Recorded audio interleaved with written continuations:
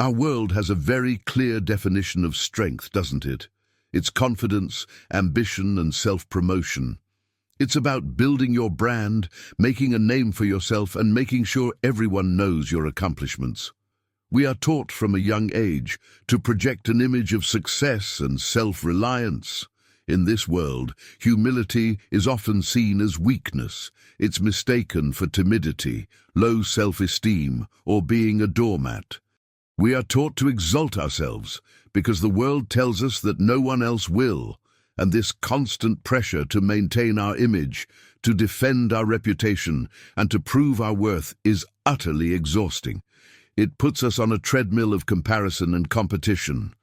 But what if the world has it completely 100% backward? What if the path to true, lasting, divine strength is not found in lifting yourself up, but in kneeling down? What if the secret to receiving God's power is found in the quiet, beautiful, and radical virtue of humility? We often misunderstand what humility truly is. Humility is not thinking less of yourself. It is thinking of yourself less. It is not believing you are worthless. It is being so profoundly secure in your God-given worth that you are finally free from the exhausting need to prove it to anyone else. It is a quiet confidence that rests not in your own abilities, but in the character and grace of your Creator.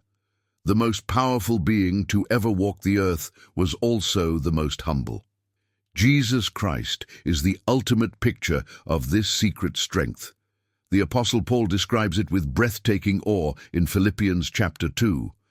He writes that Jesus, who being in very nature God, did not consider equality with God something to be used to his own advantage. Rather, he made himself nothing. He humbled himself by becoming obedient to death, even death on a cross. Think about that. The King of the universe, who had every right to demand worship and glory, willingly emptied himself. He laid aside his divine rights, took on the form of a servant, and humbled himself to the point of the most shameful death imaginable. This is the great paradox of the kingdom. The path to ultimate exaltation was through ultimate humility. This is our model. This is our King. Throughout his ministry, Jesus taught this upside-down principle again and again.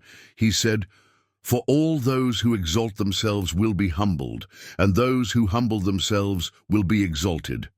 It is a law of the spiritual realm. When we strive to promote ourselves, we will eventually be brought low. But when we choose a path of humble service, God himself becomes our promoter. The Bible makes a stark and sobering contrast between pride and humility. Both the apostles James and Peter quote the same ancient proverb: "God opposes the proud, but shows favor to the humble." Consider the weight of those words. The word for opposes in the original language is a military term. It means to arrange your troops in battle against someone. When we walk in pride, we are placing ourselves in active opposition to the God of the universe.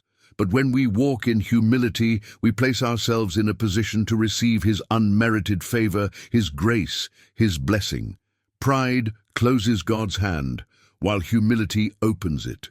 So what are the tangible blessings that flow from a humble heart? First, a humble heart finds peace.